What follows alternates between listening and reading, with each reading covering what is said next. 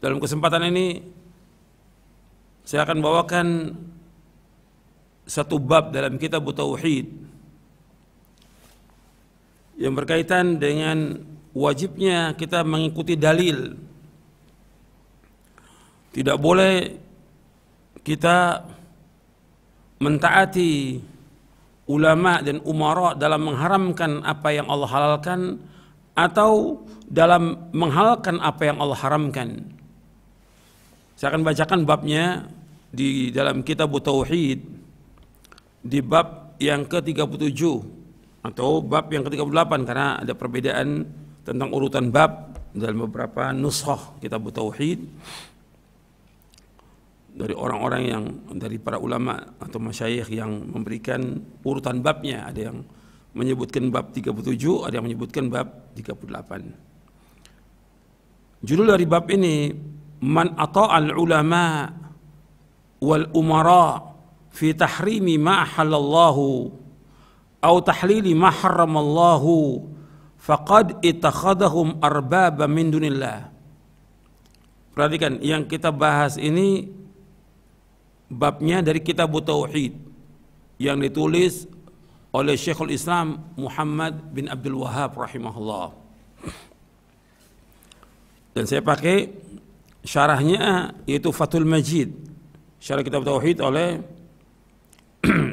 Syekh Abdurrahman bin Hasan bin Muhammad bin Abdul Wahhab. Di sini sebutkan babnya Man ata'al ulama wal umara fi tahrimi ma ahalallah atau tahlili ma haramallah faqad ittakhadhahum arbaba min dunillah. Barang siapa yang mentaati ulama dan umara, umara ini ulul amri, pemerintah, penguasa, fi tahrimi ma ahallallahu, dalam mengharamkan apa yang dihalalkan oleh Allah, au tahlili ma haramallah, atau menghalalkan apa yang diharamkan oleh Allah, faqad ittakhadhahum arbaba min dunillah, maka sungguh dia telah menjadikan mereka ini maksudnya ulama dan umara, arbab min dunillah, sebagai tuhan-tuhan selain Allah. Ini masalah besar ini. Mentaati ulama dan umara dalam mengharamkan apa yang Allah halalkan atau menghalalkan apa yang Allah haramkan, maka orang itu telah menjadikan mereka sebagai tuhan-tuhan selain Allah. Allah berfirman dalam surah At-Taubah ayat 31.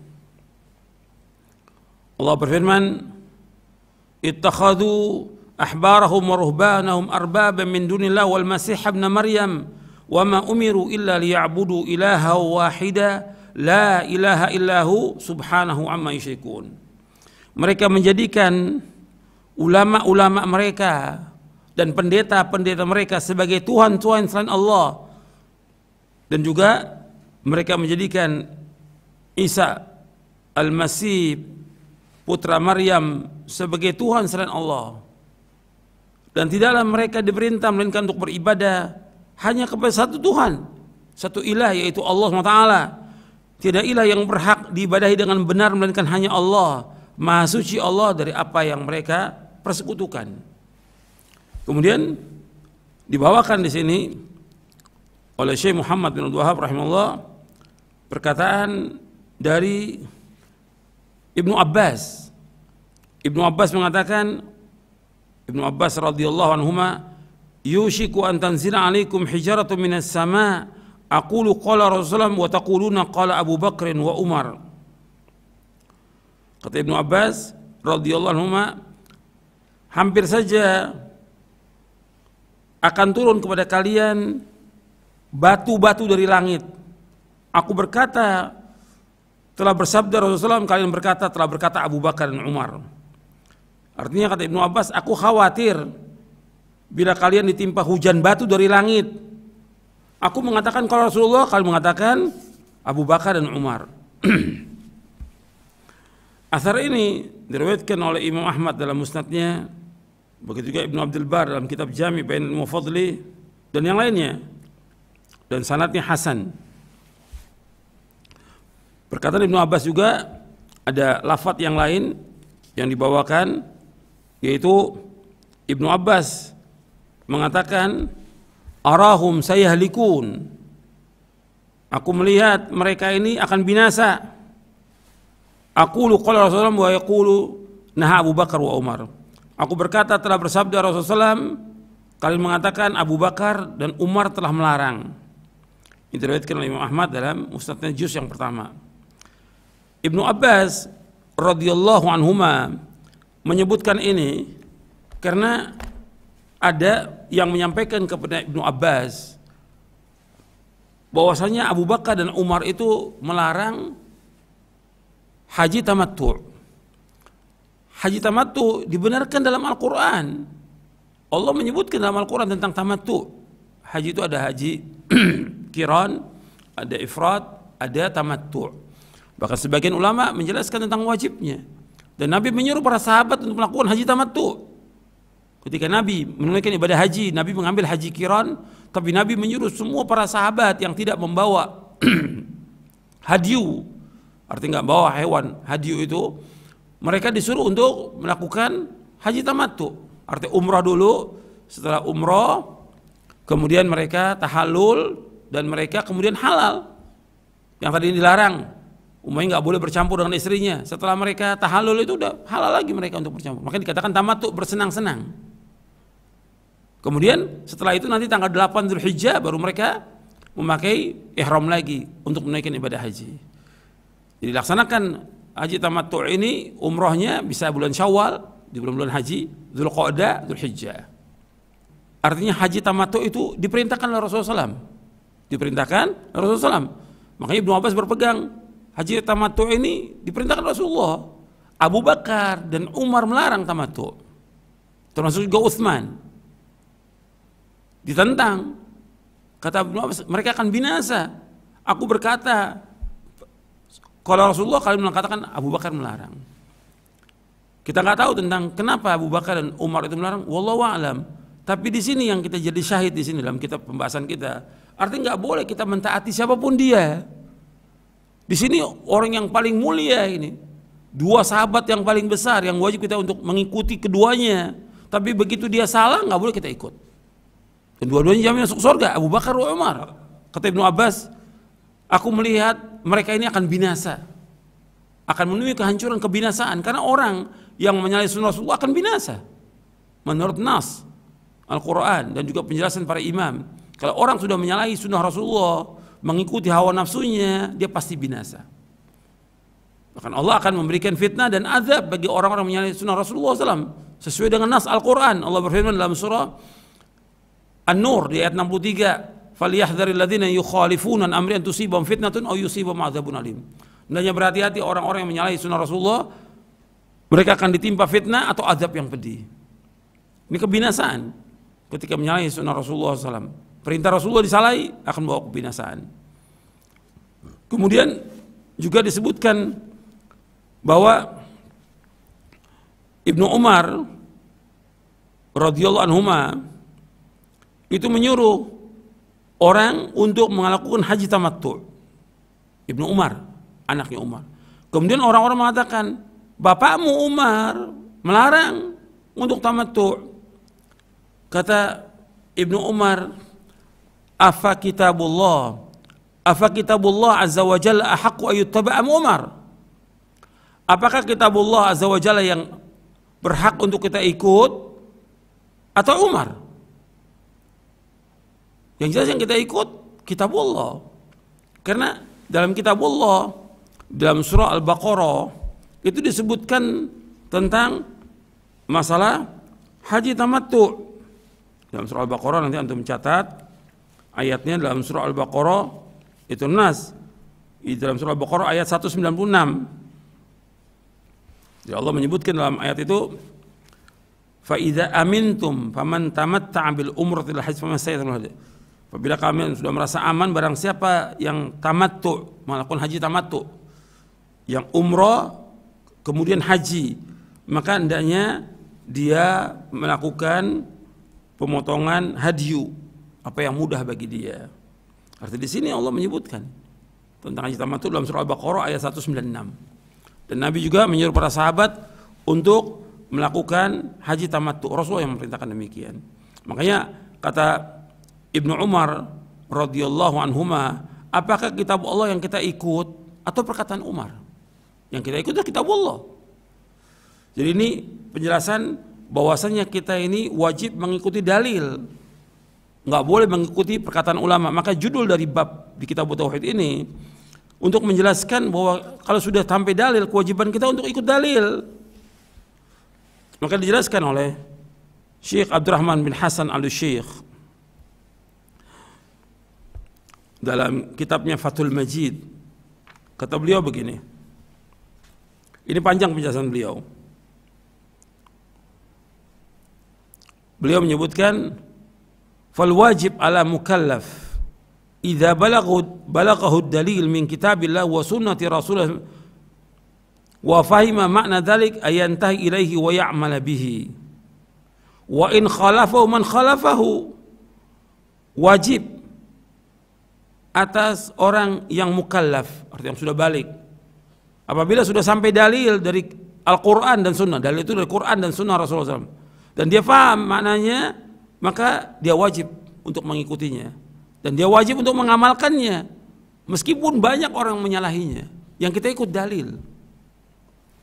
Kama qala ta'ala, sebagaimana Allah berfirman dalam surah Al-A'raf ayat 3, ittabi'u ma unzila ilaikum min rabbikum wa la tattabi'u min duni awliya qalilan ma tadhakkarun. Adalah kalian mengikuti apa yang diturunkan kepada kalian dari Rabb kalian, jangan mengikuti yang lain dari wali-wali, sedikit sekali kalian ingat. Begitu juga Allah berfirman dalam surah Al-Ankabut ayat 51, awalam yakfihim anna anzalna 'alaikal kitaba yutla 'alaihim inna fi dzalika la rahmatan wa dzikra liqaumin yu'minun. Apakah tidak cukup bagi mereka bahwa kami menurunkan kepada mereka, apakah tidak cukup bagi mereka kami menurunkan kepada engkau Alkitab, yaitu Quran, yang dibacakan kepada mereka. Sesungguhnya yang demikian sungguh-sungguh sebagai rahmat dan peringatan bagi orang-orang yang mau beriman.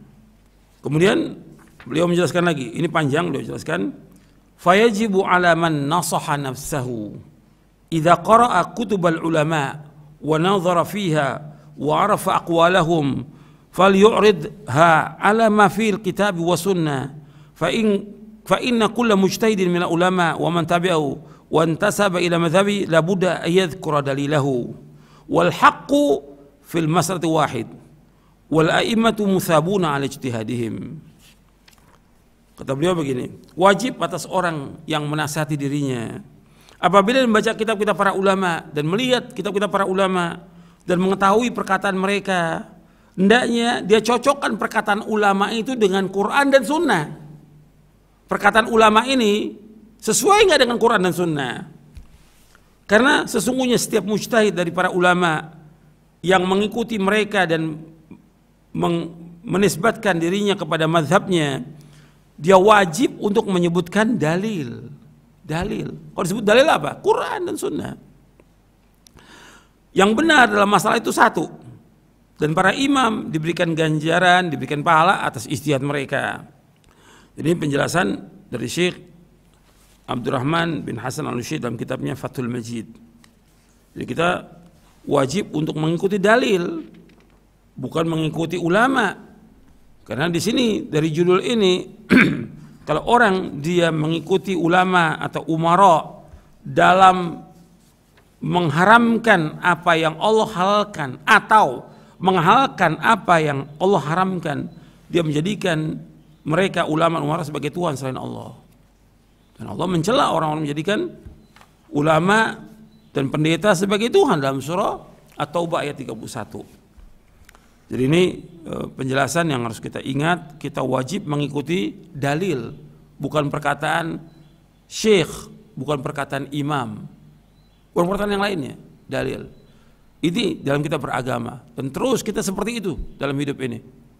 Kita belajar untuk ilmu, ngikuti dalil, bukan kata syekh atau ulama. Ada perkataan syekh cocok nggak dengan dalil, sesuai nggak dengan dalil? Kalau tidak sesuai dengan dalil, kita tolak. Sebagaimana kata Imam Syafi'i, kalau ada pendapatku menyalahi sunnah Rasulullah, buang pendapatku, ikuti dalil. Semua imam, Imam Hanafi, Maliki, Syafi'i, semua mengatakan demikian.